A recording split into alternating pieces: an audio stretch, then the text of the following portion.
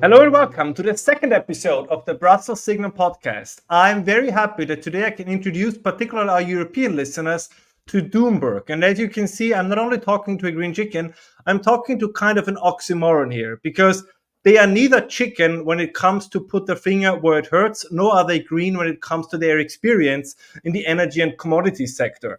And I was hoping that today, if that's okay with you, we can do a little bit of a best of Doomberg, beginning with, I think, a topic that you've touched upon regularly on your fantastic Substack that we will promote at the end of this show, which is, have we become an energy blind society? Do you think it's fair to say that over the last couple of years, the key role that energy plays in our standards of living, in our economy, and very often also underlies our economy, that this has been underappreciated?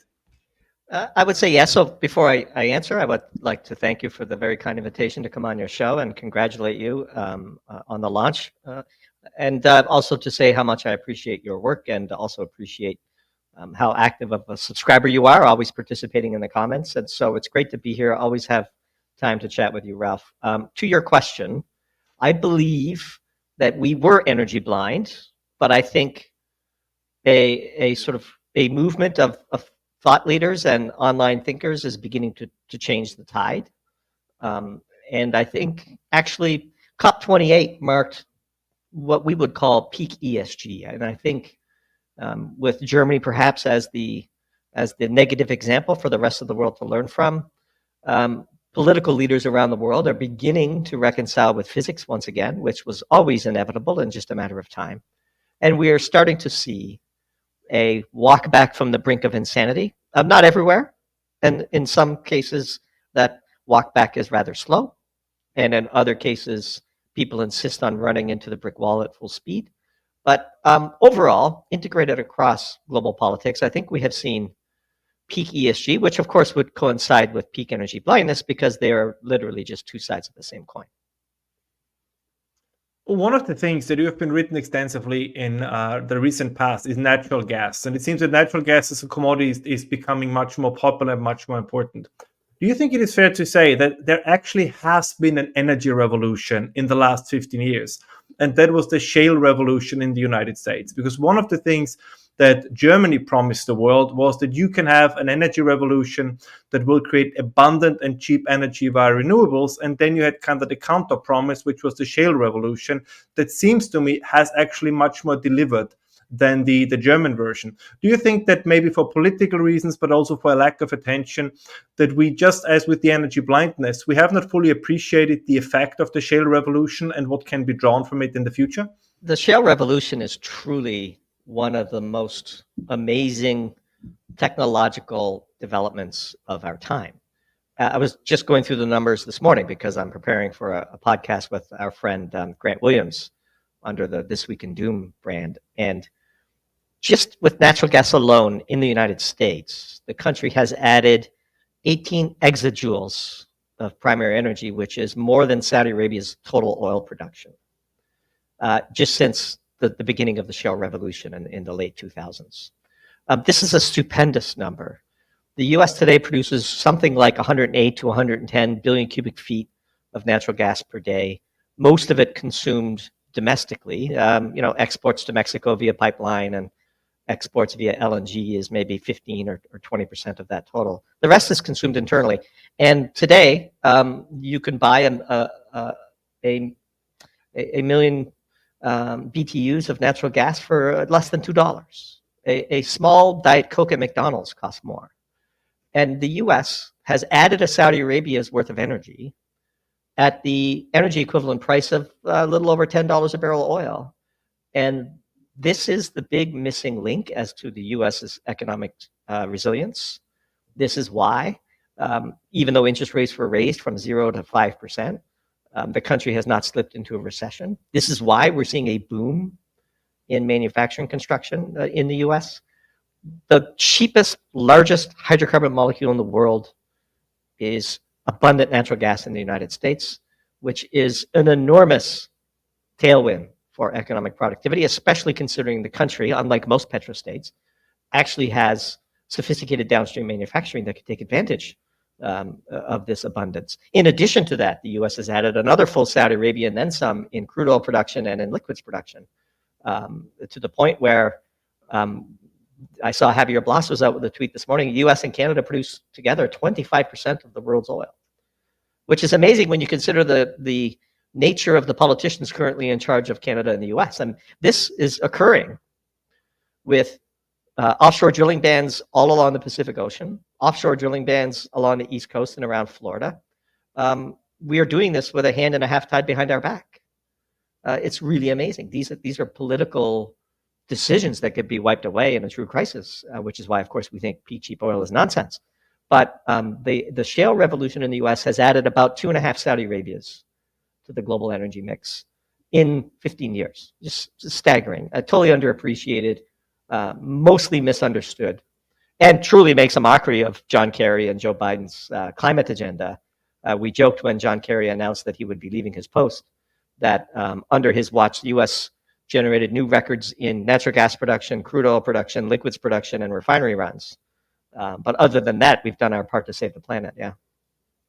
In a recent or not so recent podcast together with Nate Hagens, you had a very wonderful conversation about the role that is played about fossil fuels, and I think Nate makes this point that the energy provided by fossil fuels is the equivalent of the workforce of 500 billion men, if I'm not mistaken. I think that was the number here. It's a tremendous number, the kind of work that is done by machinery that runs on fossil fuels. Can you maybe dive a little bit into what would happen in a world where kind of politics is at war, quote unquote, with physics, where we really say, we don't just say just stop oil or just stop fossil fuels, we really do it? What would a world look like that would decouple itself from fossil fuels? Well, we're going to find out what that world would look like. Well, I should say, when you say decouple from fossil fuels, we're never going to do that. We're going to find out what a world will look like when politics gets out of the way. Because as we're writing in a future piece, just wrapping up the introduction to it this morning before hitting record with you, people have a misconception about the economy. They believe energy is just an input into the economy, and when in reality, the human endeavor, which is a constant, unrelenting struggle against the forces of entropy, demands ever more energy, and so it shall be. We will reorganize our economies, our political systems, in order to stay on the steady, upward sloping sine wave of primary energy consumption. And we show in this piece a chart of 50 years of primary energy consumption. It's a straight line up, Ralph. I mean, it's never going to end. The human endeavor will not be denied. The politics of anti-fossil fuel will be swept aside as soon as that sine wave dips down, even temporarily. And then it will march right back up and through the average as the ebbs and flows of the cyclicality of our economic existence typically materialize. It just won't happen. It can't happen. It won't happen. And therefore, we all have our models wrong. People who think that we are approaching peak cheap oil or that the demand for oil will turn over, I hate to break it to such people. The demand for oil is infinite at reasonable prices. As soon as we can restructure our engines in order to burn more of it, we will. Doomberg's postulate states that every gram of fossil fuels produced around the world will be burned by somebody somewhere. And local restrictions against such activities only change who has the privilege of doing so. We have 5 billion people operating on less than a sixth of the energy of the Western world. Those people will ascend Maslow's hierarchy of needs, and who are we, frankly, to deny them? We will do it with a combination of oil, coal, natural gas, nuclear power, hydroelectricity, a sprinkling of wind and solar, because certain politicians in the West insist on such nonsense. But in the end, by 2050, you could draw a straight line with the same slope of the primary energy consumption of the world in the past 50 years, and it will pass right through that in 2050 and beyond. We will deal with whatever arises from the climate using the engines powered by fossil fuels and nuclear energy and all of the other primary sources I talked about to handle the consequences of whatever it is that may befall the planet from a climate perspective. But there's no scenario where we're going to voluntarily remove ourselves from this upward line, because the politicians who are insisting on it would be swept out of power, as we're seeing in Germany. Even in Germany, we're writing a piece that publishes tomorrow about how we must be close to the bottom in Germany. The despair of the industrialists and the reporting around the economic and political upheavals in Germany feels like a bottom to us. But when this is all over, Germany will have 7 BCF per day of LNG import capacity. There will still be 2.8 BCF per day of Nord Stream 2 pipeline available, should Olaf Scholz and Vladimir Putin not be running their countries forever, which I don't think they will. So, there will be a rebirth of Germany. There will be a return to sanity. The amount of pain we have to feel and the friction of that transition is in the hands of politicians, but in the end, the arc of human energy consumption and the standard of living that derives directly from it will not be denied. I recently had a conversation with a common friend of ours, Luke Groman, and he made this point, which I think was very well put, that in a world at peace, we tend to focus more on the things that are done with energy. And in a world at war, we're going to tend to focus more on energy as such. And as we saw, particularly in the conflict between the West and Russia, it turns out that those who have energy have an advantage over those who don't have energy. Now, you have been, and I will say this very carefully, right? I think you took the morally right stance throughout the entire conflict between Russia and Ukraine, but you were very critical about the way in which the sanctions have been designed, because your claim from day one, and I think you have been vindicated in your claim, was that the way in which the sanctions were designed, particularly in the energy sector, will not harm Russia in the way they were supposed to. Could you maybe walk us through a little bit what your thinking on this issue was, and also why, which I think you were vindicated in the end in your analysis? It's a great point. So we have often argued that the difference between an analyst and an advocate is an analyst tries to understand the fundamental truth of the situation, and an advocate is hoping for an outcome. And in the design of the sanctions, we, as you articulated, within weeks of their announcement, pointed out that they are designed to backfire. This is impossible that this would work. Briefly, I will explain to your listeners why this is, and once you understand it, it is hard to unsee it. Russia is a major exporter of energy. The world desperately needs that energy. The price elasticity of demand of primary energy is extremely sensitive. If we were successful in taking half of Russia's primary energy off of the global markets, prices would more than double, and he would end up making more revenue. The way to beat Russia and to decrease funding to their war machine, whatever your views on the war, our job as analysts was to determine whether the policies would work. They won't. So if your objective is to diminish Vladimir Putin's revenue and thereby starve his war machine and thereby give Ukraine the maximum chance to be victorious in the war, because as you said, this is really just an energy war, we should be insisting that every molecule he produces floods into the market. The US Navy should be escorting the oil tankers out of Russia. The US and Europe and the Middle East and Australia and all of the major energy producers, Canada, Brazil, should be flooding the market. We should be encouraging, just like we did, by the way, when we had adults in charge of US foreign policy in the first Gulf War. What did James Baker do? He toured the Middle East and made sure everybody opened up the spigots. And if you look at the price of oil, when Saddam Hussein invaded Kuwait and then the coalition forces of 1 million troops ejected him from there, the price of oil was very stable because we were flooding the market with supply. If oil can trade at minus 27 at the peak of COVID and then trade at $130 a barrel 18 months later, that tells you just how sensitive price is. So in the commodity world, everybody who has spent an hour in the industry knows that you make all your money during the shortages. And then you just tread water during the periods of relative glut. If we had flooded the market, encouraged Russian production, the price of oil would be $25 instead of $100 during the beginning of the war. And even still today at $80 a barrel. This is very profitable for Putin. This is the revenue that is propping up Russia. Now, again, I'm not making a judgment on the war. I listened to Tucker Carlson's interview with Putin like everybody else. I read the reaction to such things in the Western media. Everything now, of course, is hyper-political, and so there's no such thing as analysis. There's only advocacy, even in journalism. But as analysts, if your narrow objective is to starve Russia's war machine, the answer was always to limit price, not volume. Trying to sanction the volume of a major energy producer is crazy and can only be a policy derived by people who know nothing about commodities. We caught a lot of heat for that when we wrote it in April of 2022 in a piece called Crazy Pills, because I felt like I was taking crazy pills when I was watching this development. And we have consistently been validated in this regard. And look what's happening today. Ukraine is on its back foot. There's just no denying it. Europe is deindustrialized. Germany is spiraling towards an economic and political crisis.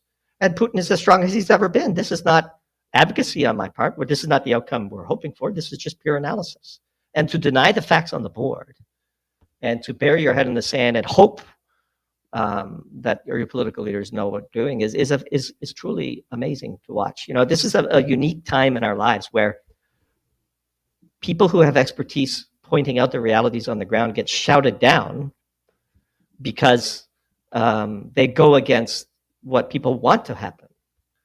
Even when you carefully explain to them that if this is what you want, you need to be doing the exact opposite of your policy. So when we say the US Navy should be escorting Russian tankers, that's the kind of shock statement that makes people wonder, wow, maybe this person is right, you know? And so I don't know, it's been amazing to watch. We've come full circle on the topic. I think everybody would agree the sanctions were a complete failure. And here we are. Russia is swimming in cash. Its economy is booming. It's winning the war. And still, 2 years later, we're in denial. Well, okay.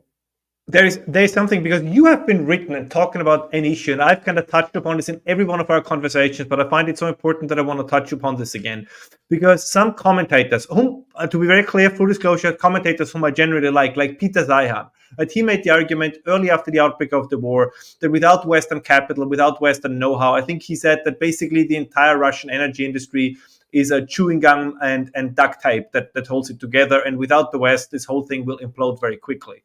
And you have been, particularly in regards to China and Saudi Arabia, but you have been speaking very eloquently and informed about the knowledge gap is narrowing, right? The idea that Saudi Arabia, China, that they kind of still fully depend on Western know-how, that is no longer true. Now, you didn't speak about Russia that much in that respect, but maybe you can talk to this a little bit, right? Do you think that maybe with the exception of fracking, where I think the United States really have a technological advantage, but in more traditional areas of energy exploitation, that the West is somewhat arrogant towards other countries and that they are catching up fairly quickly? You know, this is a pet peeve of mine, and I call it techno-arrogance on the part of the Western elite. We have this belief that the billions of people won't be motivated to solve the technical problems that we ourselves have been able to solve because somehow we don't believe they're smart enough or have a high enough motivation. Now, in my personal life, long before Doomberg, I spent a lot of time in China, lectured at major Chinese universities. I interacted with major commodity companies like Saudi Aramco. I'm very familiar with the technical prowess of that organizations. I have, on a first name friendship basis, with many chief technology officers in the commodity sector who I could text after this podcast and receive a response within minutes. Like, whoever thinks, look, China has a petroleum university, an entire university dedicated to creating petroleum engineers. Last I checked, they had some 15,000 enrollees. The US produced a grand total of 600 petroleum engineers across all universities in the past 12 months. Russia, look, we might think Vladimir Putin is evil, and we might think that Russia is a technical powerhouse. Russia has very smart people. Look, when I was in the genius business, as I called it, anybody who had Moscow State University on their resume was an immediate hire for me. These people are really smart. The Russian culture did amazing things. Russia won World War II. This is not a Putin a bootlicker to say these things. This is just, as an analyst, the reality of the ground. Russia, India, China, Saudi Arabia, together with their own homegrown technology and motivations, along with China's demonstrated willingness to steal all of our technology. Believe me, there's nothing going on in the shale patch that China doesn't know. Okay, go ahead. No, this is right, because you wrote also, I guess, that I think there are a few authors, and you're one of them, where I can say with some confidence I've read everything that you've written and kind of listened to everything you said. And this touches nicely on this, because The Economist, and again, I don't want to speak mean about the a rival publication here, but they had one piece where they kind of said the sanctions are not working, but basically the money the Russians get from the energy industry. It's so much that ultimately it will be bad, which was a very weird thing to say. And they had another headline just a few days back. And again, I'm still a subscriber. I still read it, where they said, yes, 95% of solar panels in Europe come from China, but everybody profits from this. And this reminds me of something that you have also written about the solar industry. So full disclosure, I know, I think you tend to be more critical about the wind industry than about the solar industry. But I think you had something very insightful to say in the past about the so-called learning curve in the solar industry and why solar panels did get cheaper. Maybe you can enlighten our viewers and listeners a little bit about this, why kind of the Chinese dominance and that the price decline in solar panels is connected. So first, to The Economist and Peter Zeihan, I subscribe to both. I find them entertaining. I sometimes learn something. If nothing else, I learn what the advocates are saying. Peter Zeihan has a reputation, a well-earned one, of being a little bit too pro-American, but it's still, I find him to be entertaining. I watch his YouTube videos and so on. And so I don't want to denigrate other people or their work. We just come to a different view as analysts. Now, to your question about solar, it's a really pertinent one because we're seeing the exact same playbook roll out in the electric vehicle space. When China decides that it wants to dominate a strategically important supply chain, the first thing it does is it decides what is the hardest, most polluting, dangerous part of this job. And then it is willing, we wrote a piece called Geopolitical Warfare. China is willing to pollute to gain market share. So having competed against Chinese companies in my time in the commodity sector, I used to joke that when your competitor's idea of a water treatment facility is a pipeline to the river, it is impossible for Western companies to compete on price. They did this in solar. So all this nonsense about S-curve and technology development and solar becoming cheaper because of these great innovations, it's all happy talk of know-nothings. I mean, China decided it wanted to dominate the polysilicon supply chain, so it did. It uses slave labor and cheap, dirty coal with minimal environmental protections to do the heavy lifting of taking sand and making solar-grade polysilicon out of it. It also dominates ignit production and wafering and cell mounting and so on. So even if you have polysilicon production in the US, and we still have 3 plants who make solar-grade polysilicon, all of that is still shipped to China because they control 98% of ignit and wafering. And so China dominates solar. They flood the market with cheap supply. They steal everyone's IP in the process. And I'll tell you a conversation I remember having, and I won't name the company, but it's a very famous company. It is a B2C company, a big brand. And it wasn't in solar, but it was very related field. And I'm talking to the head of procurement because we were getting these RFPs, requests for proposal, with unbelievably low prices for materials that we were in the market producing. And China had stolen our technology, and China was polluting its rivers. And I said this very fact: look, you are asking us to compete on price with a Chinese competitor who is knowingly polluting their environment, whereas we in the West would never allow such things. And this company, again, a big name brand you would know, has amazing booths at COP meetings and an army of people working in their sustainability organizations proclaiming the green bona fides of this amazing brand and how everything is recyclable and everything is organic and everything is sourced from clean supply chains. And this is the public affairs part of the machine, right? The corporate lie. And the procurement person looks at me and said, that's for the courts to decide. This is the price today. If you can't meet it, you will lose volume. We lost volume. We ultimately got out of the business. This is how China operates. They're doing the same thing in batteries. They're doing the same thing in high-end magnets that are needed for electric motors. And now you see BYD. We wrote a piece called Build Your Dreams in this regard. BYD is lapping Tesla in full BEVs and is about to flood the European market with electric vehicles, which is putting, of course, the major German manufacturers in a world of hurt. And we shall see what the response of the EU will be. But this is a very old playbook. And by the way in which they seal the technology is very simple. If you want access to the large Chinese market, you have to form JVs with government-owned enterprises. And then magically your technology slips from the JV to 100% pure government-owned enterprises. And what are you going to do about it? and nothing, because you can't ever complain. You're stuck. Is this the quarter we want to tell Wall Street that our technology is stolen and our volumes in China are going to crater? No. It just happens slowly over time. And 10 years later, solar is cheap and China owns 98% of it. 10 years later, rare earth metals, China owns 100% of the processing of them. 10 years later, magnesium, aluminum, pick your favorite critical vertical.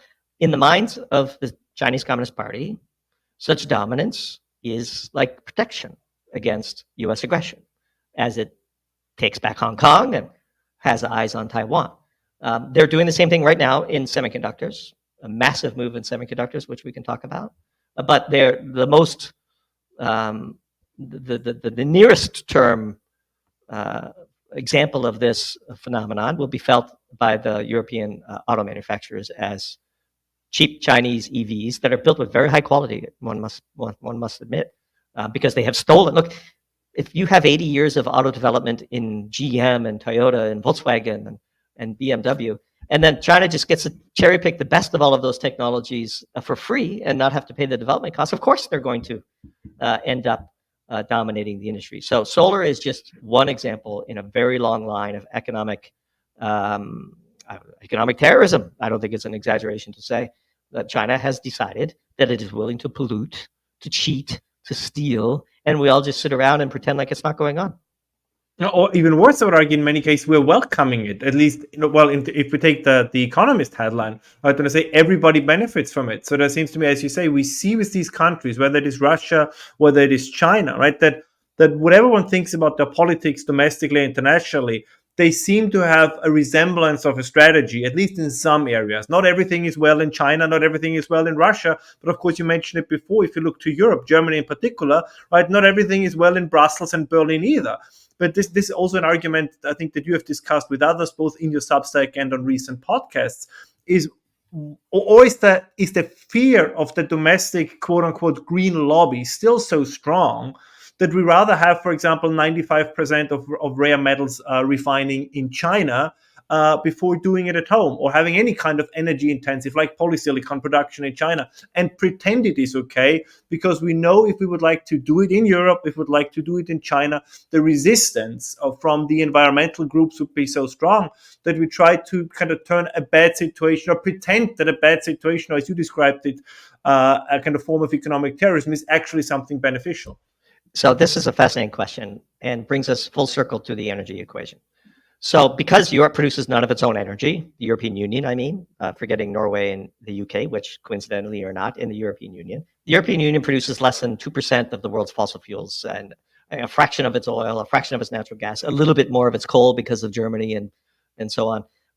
But basically, Europe is an energy vassal. So it has no power against China, whereas the US, producing 20 million barrels of crude and petroleum products a day and 110 BCF of natural gas per day, and a net exporter of coal, and 90 nuclear reactors operating at 90% capacity factors, and deep ports and fertilizers and farmland and all that. It's just unfair. It's just very unfair. It can say to China, we're not going to allow you to do this to our local manufacturing base. Now, it has in the past. So if you go to Gary, Indiana, if you go to the Rust Belt across the U.S., you see the direct consequences on small towns, the steel mills that close down, the paper factories that close down. All of this is, of course, beginning to reverse in the U.S., driven by an energy advantage that China cannot attack. Now, one must wonder, and I think 20, 30, 40 years from now, the historians, if they do their jobs properly, will have an interesting job of investigating who is funding the green movements in the West and who benefited from them. The Chinese and the Russians benefited from them. And I think over time, we might find that the major money flowing into such organizations, it would be interesting to see where the checks have been written from and who benefited financially from these obviously nonsensical policies. Now, Europe is in a far worse situation than the US because it is an energy vassal. The fact that the US is an energy superpower gives it all manner of buffer to make dumb mistakes and still do all right, which is why, of course, the US is still at the very high end of BTU per capita, for example, in consumption. And so these are hard lessons. This is back to your original question about energy blindness. The lights will come on And we will see who is wearing clothes and who is not. And those who are naked will have to do something about it, or descend into economic irrelevancy. And it's totally possible that the political changes that are needed in Europe do not occur on a time frame necessary to reverse course. Although we are optimistic, and we would say, given the current situation, we're almost certainly near the bottom. Can the current borders of Germany survive such a transition? I think it's an interesting question. Can the current economic union, that is the EU, survive the friction of this transition? Another one. Can the US borders survive? By the way, the US is not so different than Europe in this regard. We have successionist movements. We had a border crisis that seems to have fizzled away, but could have been something very interesting. And perhaps we don't have time today to go into that into detail. But the middle of the US produces all of the energy. And the Brussels equivalent of Washington, D.C. and California exist here too. But I think the US is different in this regard because it has more cards to play. But this is kind of, because then we can really kind of close it out nicely with two or three more quick questions. But so very often the main obstacle, it seems, to potential energy abundance is not physics or geology, it's politics. Would that be a fair thing to say? 100%.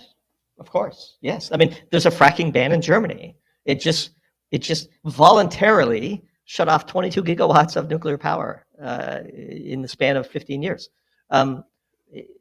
It's crazy. It's literal insanity. And we open the piece we're publishing tomorrow with Germany's energy strategy. It baffles us. It's an amazing case study in how to do everything completely wrong. But again, politics is a lot easier to change than geology. And so that gives one hope. Yes. The German people, I know many Germans. I visited all four corners of Germany many times in my career. The German people are brilliant, hardworking, very ethical in business. I was never swindled by a German, it must be said.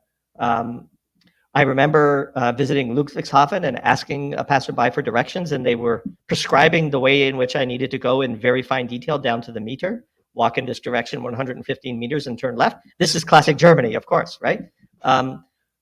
This is a great foundation for a rebirth if the politics stops being so stupid. The big question, of course, is timing and friction. How much pain needs to happen? Look, Germany rebuilt itself into one of the manufacturing powerhouse after World War II when the entire country was devastated. This is a much shallower well to climb out of, and they will. It's just a matter of time and pain between here and there. What I don't understand in this debate that is still kind of raging on through all the op-eds and newspaper pages and online blogs, and you picked up an idea from, I think it was the Manhattan Contrarian, particularly pertaining to the question of renewables. And the core argument is give us a prototype, right? Take a average-sized city and run it on wind, solar, and batteries. And show us that it works. But I feel this is kind of what Germany tried to do. But now, as we also talked about, we had the second experiment, which was the shale experiment in the United States. So without cutting off a conversation in these areas, but it seems to me we ran the experiments. And just a comparison you just made between Europe/Germany, and of course Europe is more than just Germany, but I think it's still a good example, and the United States. I mean, we ran the experiment.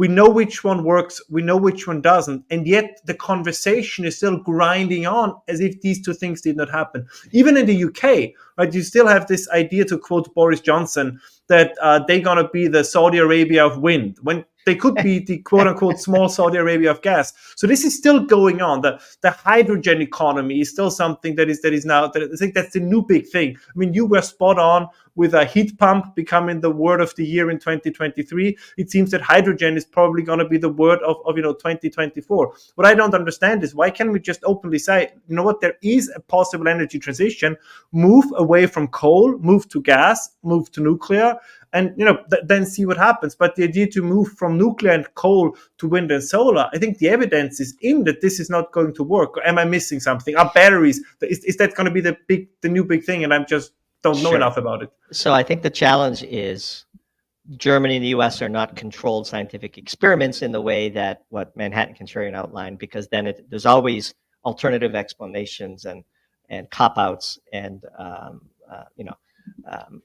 well, if only we had done this, we didn't do it to the full extent, we could have done more, we could do this, we could do that, blah, blah, blah, blah, blah. And so to truly do it take a city of 100,000 people and say the only forms of energy this city can have are wind, solar, and batteries. Let's build that electricity grid. And by the way, home heating grid.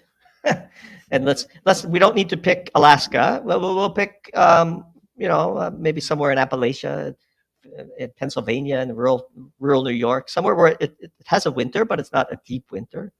And let's just measure the reliability of that grid and the cost of operating it. Before we spend trillions, let's take $1 billion. Who cares what it costs? And do it and measure it. And to allow the green architects every decision.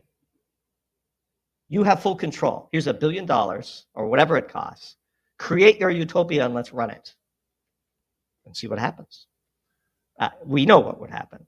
Physics tells us what the answer will be. Look, I just personally experienced a power outage for a couple of days, and I'm a bit of a prepper. This may come as a surprise to you, but I believe in personal responsibility. And I use the 48 hours without electricity as a great test case, both for my preps, but also as a visceral experiment in understanding the physics of how my household runs. And when you do such an experiment, keeping the fridge cold, keeping the furnaces going, keeping the internet working, you very quickly see the power of fossil fuels. I have, by the way, because I'm a prepper and I'm a person of some means, thanks in no small part to the success of Doomberg. I'm able to buy things like solar batteries, and they're solar generator batteries, and I have many kilowatt hours of capacity for such batteries, and I have the branded slick solar panels that go with them, and I have propane powered generators, and I have a whole house natural gas generator. I've expended some of my money in this regard because I'm in love with energy and I want to understand by first principles with my own hands the physics of running my house. If you do that, there's under no illusions about what is the true backbone of my standard of living. It is the natural gas pipe into my home. And in fact, when I ponder the failure modes and effects analysis of what could go wrong for my home, the only scenario that I'm not ready for is the gas is turned off. I can do everything else indefinitely as long as that gas is coming in. But the BTUs, the power of that natural gas. Look, I could run my furnace with a battery, and I understand the wattage that the fans draw and all that other stuff. But the real energy is the natural gas that is being burned. The periphery of electricity needed, which is itself hard to satisfy, is only a small part of the Sankey diagram of energy flows in my home. And so my home is society. If you want to spend as much as I have spent on batteries to gain the subtlest little bit of insurance, integrate that across society with mandated 24-hour reliability, and you will see just how foolish this all is. And so I love batteries. I love my solar panels. I love operating my home. I love understanding how it works. The exact same phenomenon should be done by politicians. And we argued in a piece recently that a politician should try to run their home for 3 or 4 days with nothing but batteries and then tell us how that goes. Not very well. So it is what it is. We will eventually get there because we have to. As my concluding question, do you think we, maybe particularly in the West, that we make mistakes in education? You've written also some of these pieces, I think, were a little bit tongue-in-cheek, but I think they're also one of the most read of your pieces about movements like Just Stop Oil and the greater Doomberg phenomenon and everything that surrounds it. But I find it surprising that particularly young people who grew up, at least over the last couple of decades, in a way of energy abundance, right? Every gimmick they use, like, everything from Instagram to, the entire digital infrastructure, all of this runs on electricity, all of this runs on energy. Yet there seems to be a certain hostility to the very fundamental basis that provides that kind of energy. And I don't think that if people would know more about it, that hostility would remain. Do you think we just make a mistake in education, that we take it for granted? Energy is just there, money comes out of the ATM, right? This kind of we just think that the fundament is there and nothing can ever shake it. And now as it's starting to shake, that probably we should also adapt how we talk about it to tell people what you just described. Do you know where electricity comes from? Do you know where heating comes from? That these are or the electrical grid, right? That these are very fragile, miraculous systems, and you tinker with them at your own risk. So to return back to the hyper-local, in my home, I have 2 children who have been brainwashed by the schools and universities they have attended into thinking that fossil fuels are evil and global warming is a catastrophe, and the current generation of leaders is robbing them of their future, and so on and so on and so on. At the same time, they see how Doomberg is resonating. They're aware that Doomberg is the economic engine of our family. They're very grateful for that engine. They read some of our pieces. But most importantly, during the last power outage, they immediately complained about the lack of internet, which then made it difficult for them to touch a few buttons on their phone and have food arrive from a fast food place, because they have these food delivery apps on their phone. And the loud nature of our natural gas powered whole house generator made it difficult to sleep in certain parts of the home. And this was a sacrifice we had to make in order to keep the heat on. And they noticed that none of the neighbors' lights were working. And although this was a minor nuisance, Dad's attention to detail and insurance investments paid off when it mattered most, when we were in the middle of a cold snap and our house was warm and the water heater was working and they were able to take a warm shower. And when they came downstairs to cook some ramen noodles, because this is all they eat, the natural gas was working. And I took the time to explain to them the physics of what was going on. And they look at me and they roll their eyes. But deep down, I hope and I suspect that at least some of this is breaking through. And when they return to the classroom and they are bombarded with this propaganda nonsense, perhaps they will begin to question it. Every parent thinks the youth has gone awry. Every parent thinks that the upcoming generation just doesn't get it. They'll eventually get it because they have to. Education and politics are much easier to change than geology and physics, and so they will change. The moment this generation taps a few buttons and nothing shows up, and they have to figure out how to do things on their own, they will learn in the same way that I learned. The only way to undo such propaganda training is through direct real life experience. And they will get it because they have to. And so, again, to come full circle, even for Germany, I'm optimistic. For my kids, I'm optimistic. I don't view the work we are doing or the work I do as a father as irrelevant or some kind of suicide mission like a kamikaze pilot in World War II where I'm destined to lose this war. I do not believe that. I believe we have physics on our side. Sanity will prevail. My children will do well. The world will recover. Historians will look back at this time with great puzzlement. And in 2050, more people will be joyfully exploiting more energy, and the world will have dealt with any climate consequences that arise, and will be off to doing bigger and better things. Thank you very much. So, if our listeners and viewers would like to find out more about you and find your writings, where's the best way to look? For today, the best way to look is doomberg.substack.com. Everything we do is there, including a link to all of our podcast appearances, including this one will be on our page. We have a subscriber tier who get all of our articles. We also have a pro tier who, in addition to our written articles, which come out 6 to 8 times a month, get an in-depth monthly Doom Zoom recording where either we as a team present, a 30 or 40 slide analysis of an energy topic that matters to us, or we have an outside expert come in and do the same. And so that's how you find us today. We're about to embark on a potential rebranding, which is very exciting. I will say, I'll tell you, Ralph, that we have recently bought from a squatter, Doomberg.com, and we may be rebranding around the Doomberg name in isolation, still being on Substack, still partners with Substack. But as we grow as a publishing business, it was important for us to procure that domain name. And I will say, from direct experience again, that squatting on internet names is a very, very profitable enterprise. Unfortunately, you need merchandise. Like you have a very dedicated fan base. You need merchandise. We do have merchandise. Doomberg.myshopify.com. You can get free coffee mugs and a very handsome bottle opener for those of you who like to consume a beer or two. And I'm sure if we have some German listeners, there's a Heineken's could be opened with this. There's excellent copy. It's the J. Chickenman catalog written by our editor, who is a brilliant copywriter as well. And so we have Totally Agree mug. We have various other Doomberg mugs, and we have a bottle opener. And we will, when we do the rebranding, probably look at doing merchandise in a more sophisticated way. The challenge with merchandising, of course, it is a very low margin business that creates many headaches because products show up broken and so on. And in full disclosure, it sometimes confuses people into thinking they've quote unquote paid you and they should get the articles for free.